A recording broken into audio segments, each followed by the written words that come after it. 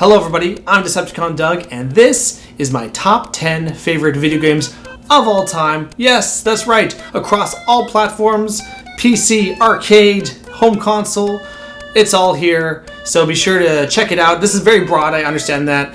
10 is not very many, so chances are your favorite game is not going to be in here, but hey, if it is, that's not a bad thing either. So let me know in the comments down below. Be sure to like and subscribe because there's going to be a part 2. This is going to be divided into 2 videos, so be sure to check them both out. Let's start with number 10. Number 10. Capcom and Disney did make some amazing games for the original Nintendo, but you probably thought of DuckTales, right?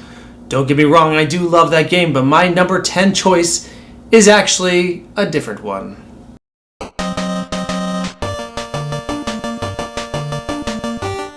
I don't exactly remember how old I was when my family got Chip 'n Dale Rescue Rangers, but I have the faintest memory of that day. All I know is that I was really little, and what sets this one above DuckTales in my books is the co-op multiplayer aspect of the game. In single player, you can play as either Chip or Dale, but to have both on screen solving crimes while throwing boxes is a delight for a younger gamer such as myself, especially since that was one of my favorite cartoons from my very earliest memories. My older brother and I spent a lot of time on this game, trying to defeat Fat Cat and rescue Gadget. I was always the Dale to Steve's Chip when we were young, so we cast ourselves accordingly. And because we were brothers, we exploited some other aspects of the game. The fact that you can really screw each other over. You can pick each other up just as easily as you can scoop up the boxes that you throw, and you can save one another this way, or throw each other off of ledges to troll one another. You can stun each other with what you throw, and keep the other person in harm's way.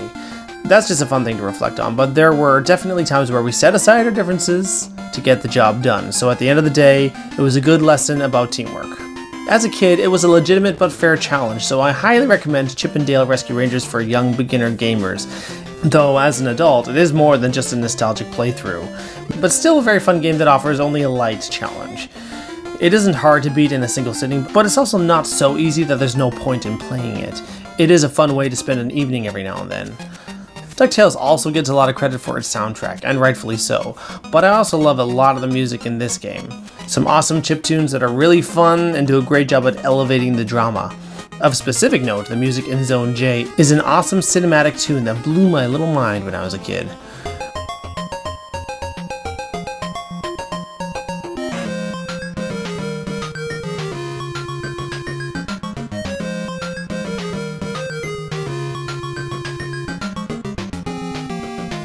When it comes to it though, looking back on playing Rescue Rangers really does put a smile on my face, so that's why it's number 10 on my list.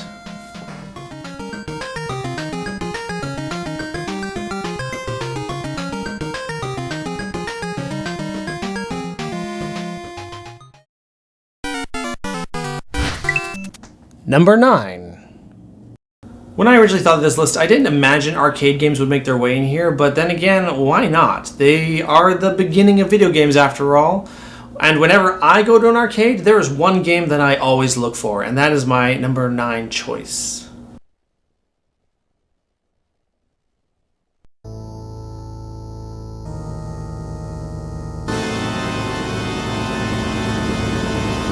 Well, honestly, there's not much to this game, but what more do you need, really? You and your buddy grab a gun and shoot all the zombies.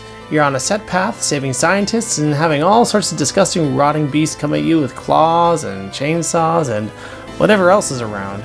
And you just shoot and reload, and it really is structured as such that I never get bored. I always want to play more. The game is very dated at this point, but that just kinda adds to the charm in my opinion. The hammy voice acting is atrocious, and the blocky graphics are clearly PS1 era clunky, but it actually really completes the picture. Gamers from that era will fully understand why these downsides are actually upsides for the proper House of the Dead experience.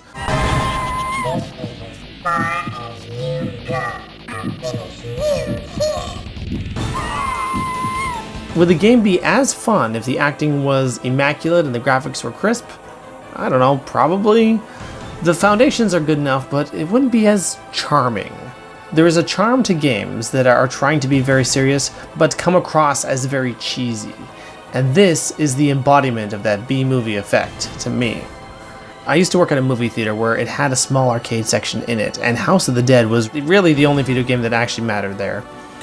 One night, there was a big staff party and all the arcade machines were switched to free play mode, so I didn't have to burn through tokens to make some progress at the game. My buddy and I took out our guns and blasted through the game. It was an amazing experience, a good time with a friend, and a memory that I still treasure to this day. I absolutely recommend House of the Dead to any gamer and zombie enthusiast.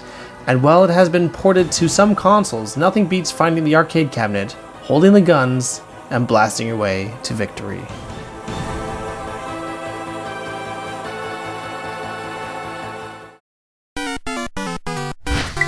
NumberEight. When I was really little, I'd go over to a friend's house and we did two things. We'd play hockey, and then we'd go and play video games, and it was awesome. He had tons of games that I never had and never even heard of, and the one that stuck with me the longest was my NumberEight choice.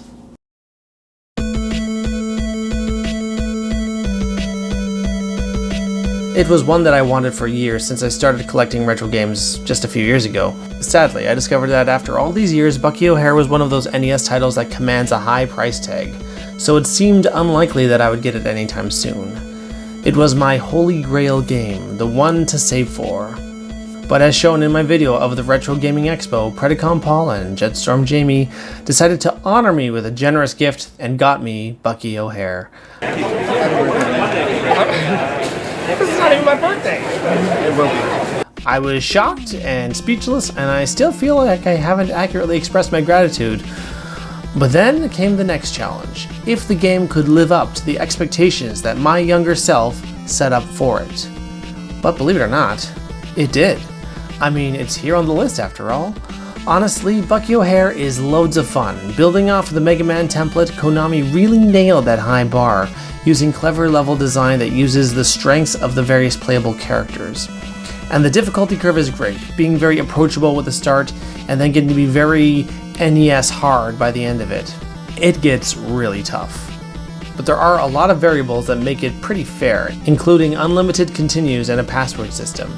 It's pretty unlikely that you'll be able to take this one in a single sitting, but it is beatable. I did it. It just took persistence and practice. But what made it beatable is that I wanted to keep playing. I wanted to beat it, and I played it until I did. Just like the old days.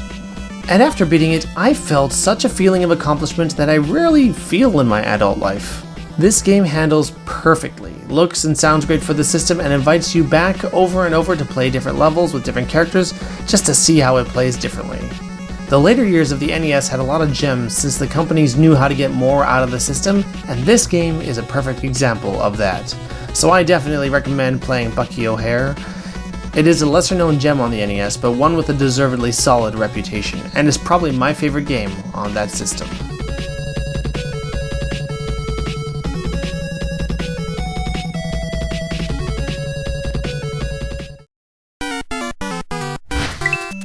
NumberSeven. We can't talk about video games without talking about Mario, and I did grow up playing a lot of Mario just like a lot of people did. So picking a favorite was really hard. In fact, I'm actually kind of surprised about the one that I picked, but here's my NumberSeven choice.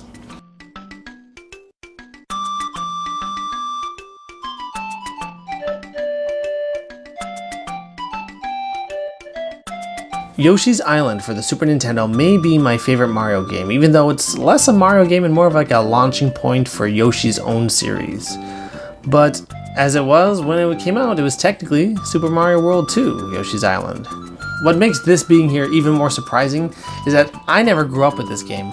I didn't play it until I was 30. But man, when I did play it, I realized I had been missing out on something very special for all of these years. My favorite aspect of Super Mario World was the inclusion of Yoshi. I love Yoshi, and having him as the main playable character is what I always wanted and never even knew it.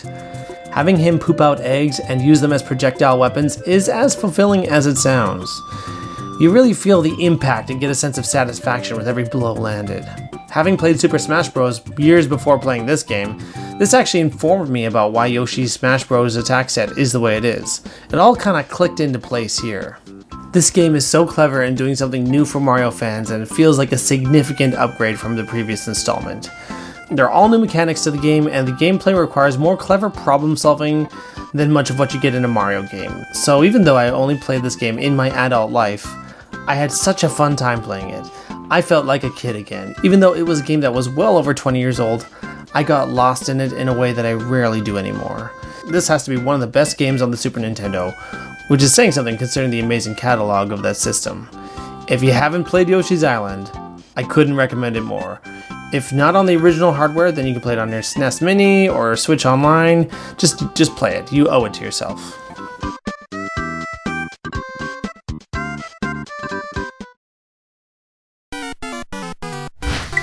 Number 6.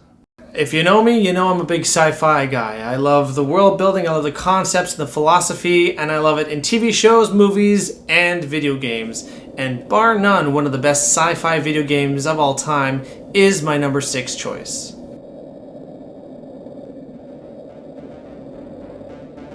The first Star Control was a pretty simple strategy game with a very loose story about a war between the evil Urquan hierarchy of battle thralls and the Alliance of the Free Stars. It's mostly just backstory, and then you get to play some battles. Star Control 2, however, is a very immersive story that takes years after the initial war of the first game. And the bad news is it looks like the Alliance lost, and all of the races that were against the Urquan were either destroyed, joined the hierarchy, or placed under a slave shield, which basically traps all of the occupants on the planet under an impenetrable shield. The story begins when a lost colony of people are finally able to return to Earth, and they find it trapped under one such slave shield. I just love the dark note that this game begins on. I could break down the story more, but that would just take forever because there is a lot here, and discovering the story is part of the appeal of the game. Every race has a unique backstory and a complex current story that you play through, and they're also all completely unique from one another.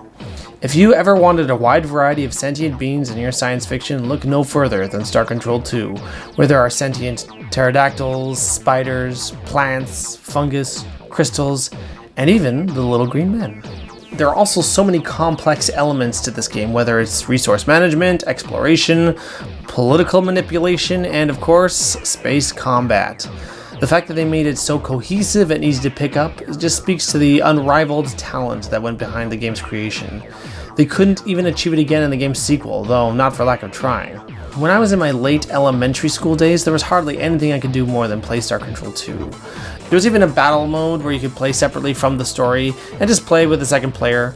Naturally, my brother and I would squeeze in uncomfortably close with each other around the same keyboard and take each other on. This is one of those games that is legendary in certain circles, but mostly forgotten in the modern gaming landscape. You can still find downloadable versions of the game online, legally I might add, so I recommend giving it a playthrough because it really is a sci-fi gaming masterpiece. Just be ready to consult a strategy guide.